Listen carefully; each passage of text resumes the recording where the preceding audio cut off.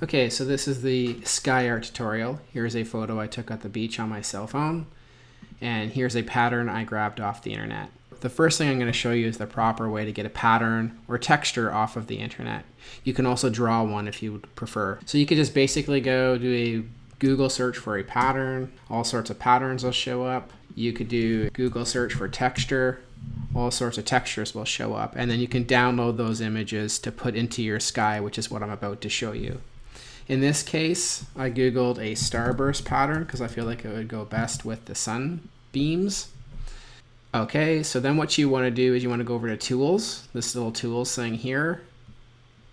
Go and you want to make sure that the images you're getting are large so that your resolution's decent. And then you don't want to use not filtered by license, which means there's copyright restrictions on it. So in this case, you can use labeled for reuse with modification since we're going to modify it.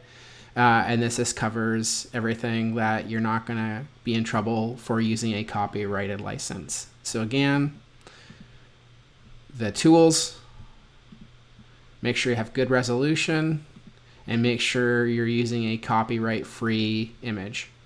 And here's the one that I downloaded right here. I'm gonna go click off the top here. So what Photoshop does is it docks the images along the top here. I'm just gonna click and drag that over. Go to the move tool right here in the toolbar, and then just click and drag that over.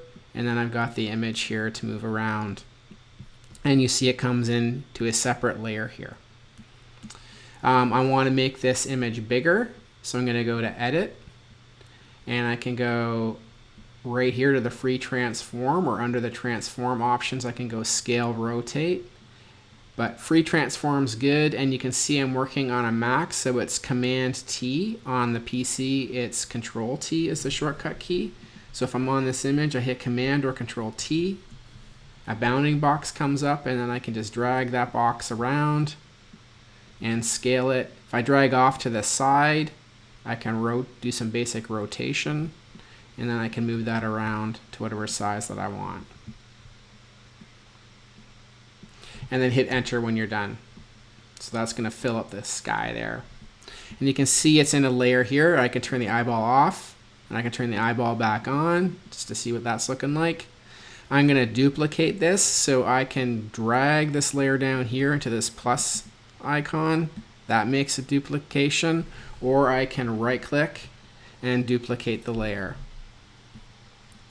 And what I'm going to do right away here is I'm going to make some adjustments to this image. I'm going to want it black and white. So the way that you make adjustments to the image is you go up here to the menu Image and Adjustments. And under Adjustments, you can see there's black and white. And then it changes the image to black and white. And it gives you all sorts of scaling things here to adjust the different colors in the image that you want. So you can do basic black and white. So I'm not gonna spend too long doing that. So there's your black and white image adjustments, switch it to black and white. You can then go and change the brightness and contrast or levels if you want. I prefer levels, but brightness and contrast will just give you two ways to do that. Boom, here you go. Brightness, contrast. Doesn't give you much control. But sometimes you just want simplicity, so brightness, contrast, okay there. And I've got my first thing here ready to go. I'm going to turn the eyeball off. I'm going to turn this one on. I'm going to repeat that. Go to Image, Adjustments, black and white. Maybe make some other slightly different adjustments here in the black and white area. You can also, in the black and white area, if you want to, you can hit Tint. And then you can actually pick a tint color if you choose to in this adjustment. So you can tint the adjustment if you want. Let's go okay there. And my preferred way to increase the contrast is not to use brightness and contrast, but to use levels or curves. So in levels, you see it gives you more points of accuracy. So I can go here, adjust the darks, adjust grays, and then adjust the highlights if I want to. So it gives you much more flexibility and control.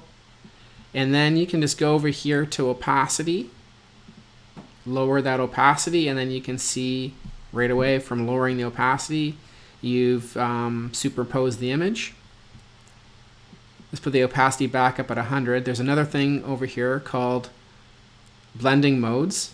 So you can go into the blending modes here, and you can see that this allows the images to blend together, and you can play around with those.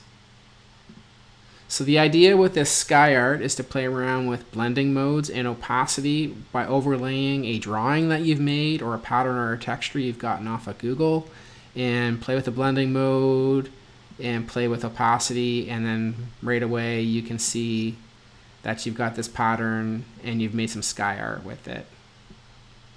What I'm going to want to do is kind of get rid of this cutoff edge here. So the easiest, no fuss, no muss way to deal with that is to go to the eraser tool, adjust your opacity of the eraser tool so it's not at 100. You can lower that a little bit. Go to the brush, here's general brushes, and pick a soft brush. And then you're going to want to increase the size. You can do this right here, increase the size of the brush. If this is too much of a pain, I never use this scale here. I use the shortcut keys. So the hotkeys are the shortcut keys to adjust the size of your brush. If you look at your keyboard, beside the P key, there's the bracket keys. And the right bracket increases the size, the left bracket decreases the size of your brush. And then you can just go and erase that away. And then you can fade it out, basically, is what I wanted to do. I'm going to increase that opacity so I can do this a little bit faster. Bam. And you can see right away, there you go. I faded this into the clouds, and you can get as detailed with fading and erasing as you want. And there you go. That's your sky art number 1. So that gives you a breakdown of taking your overlay and using blending modes, opacity, and the eraser tool to blend that in and kind of superimpose some art over the sky. Now I'm going to want to adjust the image, let's say. So I'm going to make a copy of the background. I always make a copy so that I have the original intact so I can compare them. And then I can just go up to the top here under image and adjustments and go to levels, and I can see if I want to make some levels adjustments. You can go into the channel here. Instead of RGB, which is all the 3 colors, red, green, and blue, you can break them down into separate. And then you can there and start adjusting the reds separately and kind of create different moods and looks to your photo if you want. And so my 3 favorite adjustments right off the bat are levels, and then the next one's hue saturation. Photo filter is also a really good one, and selective color. Those are the 4 that I use most of the time. So the next one I'm going to go into is hue saturation. And this allows you, if you want to, you can adjust the hue, which is basically you're adjusting and changing the color of your image if you want to create something a little bit more weird. And the saturation, you can oversaturate it or you can kind of mute it, desaturate it. So I actually kind of like the desaturated thing right now. And you can go up into here and you can break these down into the different colors if you want to saturate a color more, or if you went into the yellows and you wanted just to change the color of the yellows, you could do that, right? So it gives you pinpoint accuracy. Throw a photo filter over top of it if you wanted to warm it. Here's all the presets. You could cool it down a bit if you wanted. I actually like the warming one. I thought that looked pretty nice. Just to warm it a bit, you can increase the density of that, or basically the intensity of it. The other thing you could do is if you wanted to continue working on the image and trying different things, I could bring this layer up to this layer, and you can collapse layers together. So I can go up to this one, I can right click, and I can merge down. Then that collapses those layers together. Now if I want to shuffle layers around, so I've got this other layer down here, I can move this layer up on top. I've got this image on top of here. I want to make some maybe scale changes or transform changes. I'm going to go down and I'm maybe going to check out what warp does. You can just have fun looking and checking out what this stuff does. And there you go. You can see that the warp tool will warp your pattern or texture. Hit enter to lock that in. You can also go and say, hey, what does perspective do?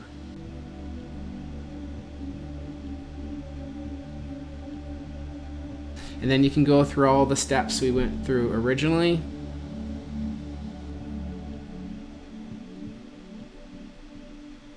And then you can start having fun overlaying patterns and textures over top of one another, over top of your sky or your photo. And then the other thing that I showed you before was the erase.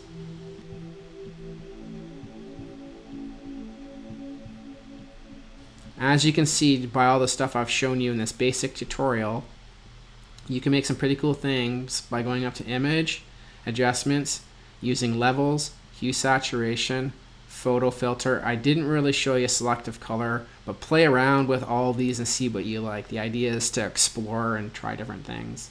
And even with a simple tool like the Erase tool, you can do quite a bit. In Sky Art number 2, I'm going to show you some more advanced kind of techniques that you might want to be using.